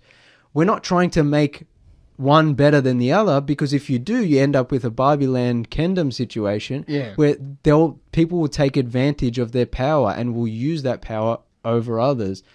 And that's essentially the message. That's what the movie, and it's so, and again, it's so well written, and it's also very funny. Also with a subtext of you're allowed to be whatever you want to be. You also don't have to kind of like America Ferrera's character. It's okay to just be a mum. It's okay. You don't have to worry about what other people expect you to be. Yeah. That's the kind of other part That's of the thing. And it's like with the self-image, and I think a lot of this movie, whether you're male, female, whatever you identify as, black, white, whatever, like gay, straight, it doesn't matter. Self-acceptance is really important. And this movie, even though they even make a joke about this, Margot Robbie is not the best person to play. If you want to say she's this, like, I feel play so this ugly. message. If you want to say this message, she's not really the best person for this. But it's just like accepting yourself, not just body image, but what's inside as well. Accepting yourself self-acceptance is really important. And like we were saying with the old lady scene, that's very important to that, where she goes to the real world for the first time. She sees aging for the first time. Yeah, she sees an old person for the first time. And then later in the movie, she learns how hard it is to be human and how it's not always a good time. Like in Barbie Land, everything's perfect. It's never a good time. Here it sucks most of the time. But it's like I was saying before, it's like, what does it mean to be human? She accepts that, and she grows as a character, as a person. Now she's not just Barbie the icon, the perfect, impossibly proportioned blonde bimbo. She's now like a real person who she's not stereotypical Barbie anymore. Exactly. She's her own person. She's accepted it, and I think that's an important message for everyone, not just girls and not just and I think that's why the end of this movie gets very existential. I think only the first 10 minutes of this movie would be fun for kids because it's colorful and there's songs. There's a very musical aspect. Then it starts getting into the more of the innuendo and jokes, which won't go over kids' heads. It's not inappropriate for kids. None of the movie is inappropriate for kids. Yeah. But they might find it a bit boring. They'll get a bit times. bored. And then definitely in the second half when they go to the real world, and then at the end when it gets more existential, like I think a lot of kids, younger kids, will lose interest. I would say a good age for this kind of movie would be pre-teens to early teens. You know what? When kids start to have body image issues and like I know kids are having issues like this earlier and earlier, but like, you know, I'd say 10 plus when they start, you know what I mean? Yeah.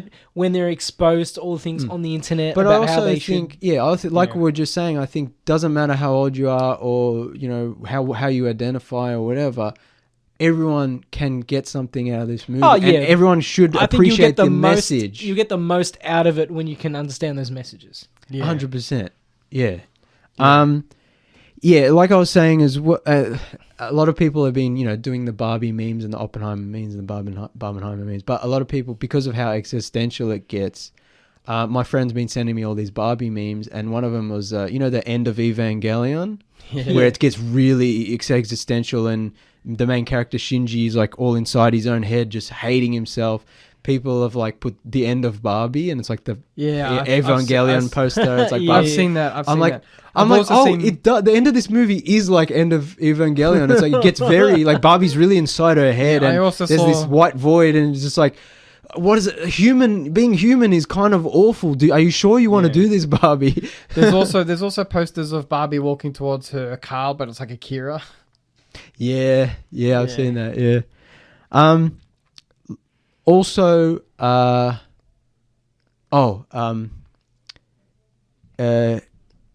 here I would be a 10, but in Barbie, here I'm just Ken. Anywhere else I'd be a 10, but here I'm just Ken.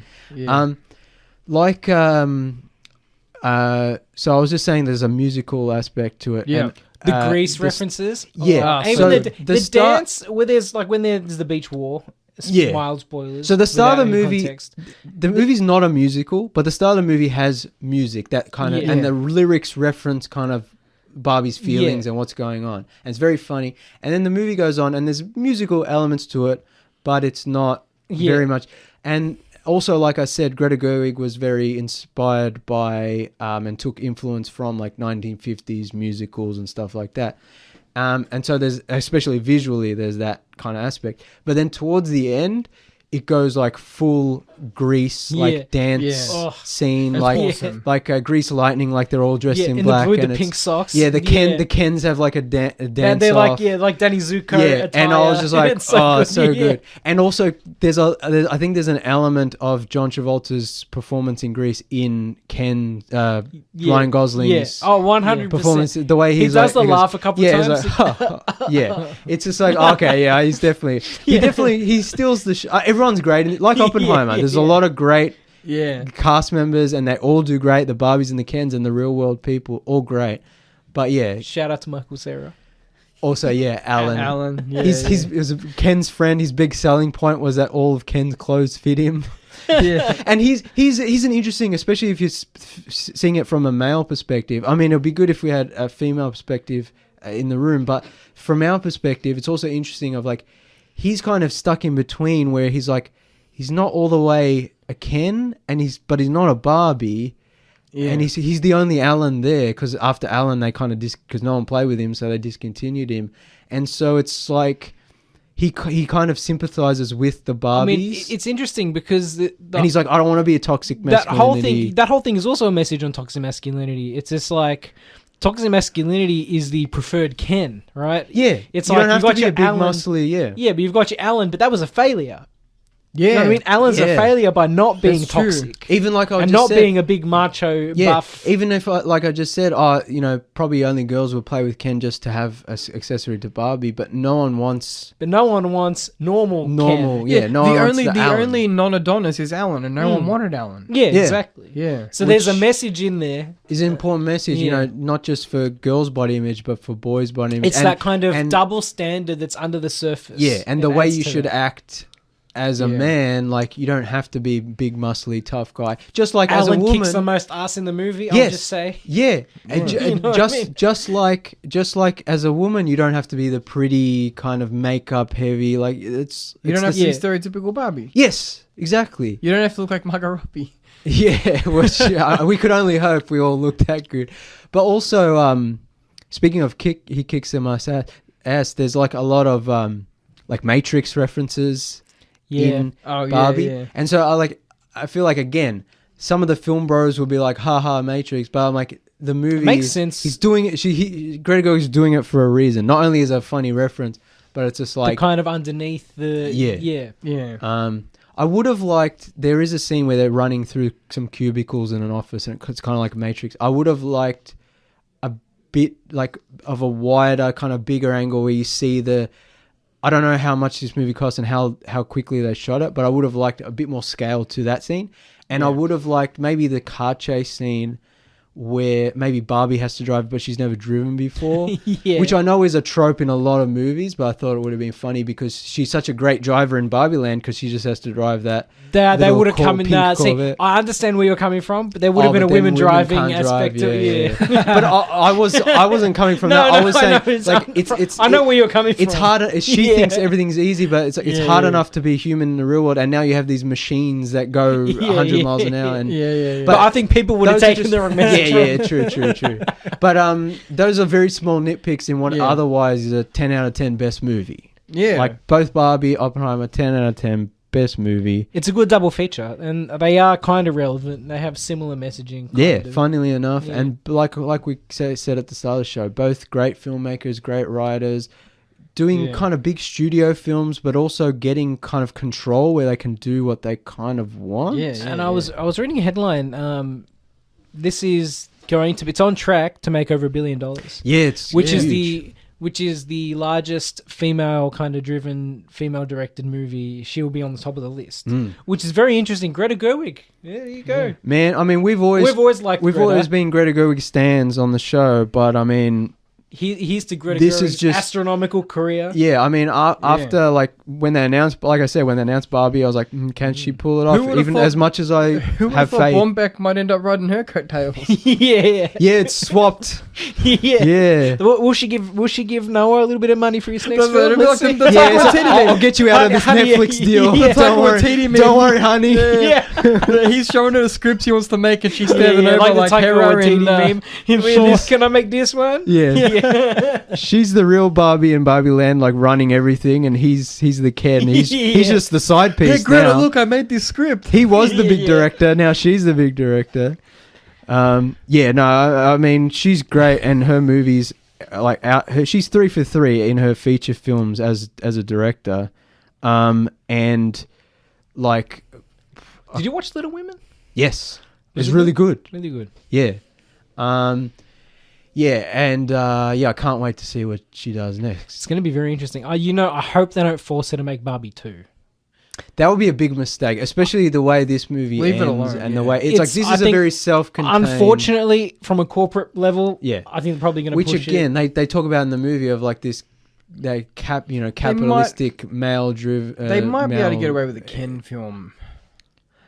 Judging just on the popularity of the character, but as long as Greta Gerwig can make it about Ken's story. Only if Greta Gerwig does it, or someone in the same vein as Greta Gerwig has a good idea. Noah Baumbach has to do the Ken movie.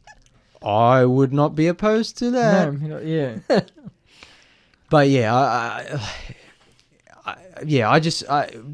enough sequels. Like this is a good enough. Just let it stand. I read something. Barbie's had enough for the next however many years. That's another thing. And this will also revitalize, like we said, the Barbie brand, which should be enough for Mattel to ride the coattails off in terms of other products and merchandise and. That's another thing media. I was reading about these two movies. Is it the first time in a long time a non-sequel? Yeah. Two non-sequel movies have been at the Oppenheimer, top. Technically, I mean, even Oppenheimer's based on a book and based on history. Barbie's based on the kind of iconic product doll. but both are kind of original. Yeah, but they're not like sequels to an existing. Exactly. They're not franchise movies. But although we did joke about the Oppenheimer cinematic universe. And Albert Einstein and they named up JFK in a very Marvel-like way. Yeah. And then the Barbie cinematic universe. And please don't joking about that. Leave it alone. Yeah, let's do more one-off movies, please. If they, yeah, because when we talked about the cash grabby idea of the Barbie movie you had in your head, doing a sequel would definitely. It's interesting because the recent sequels that have come out have bombed. Yeah. Well, even now, the superhero movies aren't doing as well. Yeah, they're not doing as well. Indiana Jones tanked. For good reason. Yeah, exactly. Like we talked about with Mission Impossible, like when movies are good, people will go to the cinema and spend their hard-earned money in difficult times to see them. It's been a long ride, but I'm hoping we're getting to the point now where the studios are just like, people go see a sequel because they will, right? Because they're already invested. Yeah, brand recognition. But I guess Barbie has brand recognition. Yeah, but what like. They're not though. We're not really going to see sequels. But we're not. Yeah, right? yeah. That's the point. I hope we've come to that point. I hope we've reached that point. Well, where now it's like people have to just stop accepting mediocrity. That's what I was saying. Is like now we're at a point where the actors and writers are on strike, and the studio, these movies aren't making as much money, and they're spending all these hundreds of millions of dollars on these movies and flopping, and it's like. Is this finally the turning point where we get good indie stuff, where we get mid-budget stuff? I'm pretty sure it was A24 that's allowed to continue production. Yeah, because they accepted the demands. We talked about last week. A24 accepted the demands, so they're allowed to keep making movies. Yeah. That was recent. Oh, yeah. Because we even talked about it last week, where it's just like they're not your Warner Brothers. They're operating on a different... And also we talked about there are certain rules for actually truly independent productions where they can SAG members and WGA members can continue to work on them. A24 is probably rubbing its hands together, be like, yeah. Well, that's the thing. So we say it a lot every episode almost. It's just like when we go to the movies, it's either something like Mission Impossible with a big kind of practical element, or an A24 movie, which is weird because the A24 movie, you could technically wait for streaming. And now that we're going to MIF, there are a lot of, if not A24 movie, A24-like adjacent studio films, like indie films, and foreign films that we're going to see that I'm really hyped for. So that would be good too. But I do hope that Hollywood crumbles and all the rich... From the ashes... We eat all the rich people and... from the ashes come some good movies. Yeah, and we get, actually back to... The Rock... The Rock donated 7 figures to the SAG.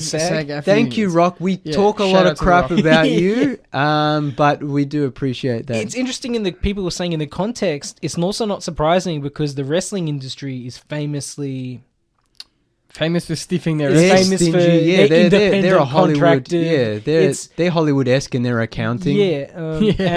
And wrestlers are treated notoriously badly by their sort of management. So it's also not surprising that The Rock is like, I know all about this. I'll give the cash because he knows what's up. And he's also technically an actor, so that's good. But like people have been talking about how in the 60s you had all these big kind of period films, and Cleopatra was like the most expensive movie ever made, and it flopped. And then after that movie started getting smaller and smaller until you got in the 70s, where you got this new Hollywood kind of gritty, more grounded, smaller budget, smaller films. And some people are saying, could that happen now where Hollywood collapses? It's like they can't keep doing the $300 million CGI superhero movies, and it all falls apart, and now we just get a new kind of 70s wave. I'm down. New wave of 2020s. Don't get me excited. Gritty, grounded. I'm like, I don't think so, because the world is so different with the internet and streaming and so on. But like we said with A24 and other similar studios, it's like it would be good to see. Because A24 is the real threat here to Netflix and Stan. If they can come out with their own sort of streaming service or their own kind of if this strike goes on for months into years, right? If no side's willing to bother, but A24 is pumping out the cash, all the actors go to work for A24. I think we talked about how like the studios will be really they've got a backlog of stuff that's already made that they can release. They can write it out, and that they've also got like UK and Asian and other content that's not affected by the strikes that they'll definitely double down on. But maybe next year we'll start to see them kind of being like, okay, maybe we need to get some of our own stuff. Because judging by the verbiage and the language of the studio heads, they're not going to budge. So our best thing here is if A24 capitalizes. They've already got the sign off to work with everyone and make all the movies. Yeah, everyone goes over. Everyone goes over to A24. Mission Impossible. All I'm saying is I would pay for an A24 streaming service. Produced by A24. We would all pay for an A24 streaming service. 100%. You know what I mean? Give me their film library. Oh my God. Yeah, amazing. But it is, like I was saying at the start, Barbenheimer is a great example of why we love going to the movies, getting excited to go to the movies again, and seeing great movies that are technically Hollywood big studio films. Before Barbie started, there was the trailer for the Willy Wonka prequel. We all groaned, and I was just like, I really hate Hollywood. And then I was just like, we watched Barbie. I'm like, I love Hollywood. Yeah. There's still hope in terms of, like we said with Mission Impossible and Spider-Verse. It's like there's still hope in some of these when they let creative people be creative. Yeah. But yeah, it's still now it's become the exception. That's right. Of like we see all these awful movies and then a great movie, and then all these awful movies and then a great movie. I would say, it's probably going to be a long time till we go to the movies, but we're going to go pretty soon. Well, after MIF, there's some stuff coming out this year that I'm excited about. Yeah, so we've got Asteroid City in there somewhere. Oh yeah, I'm excited. Yeah. Although I wish it had been released at the same time as it was released in America. We always get shafted here.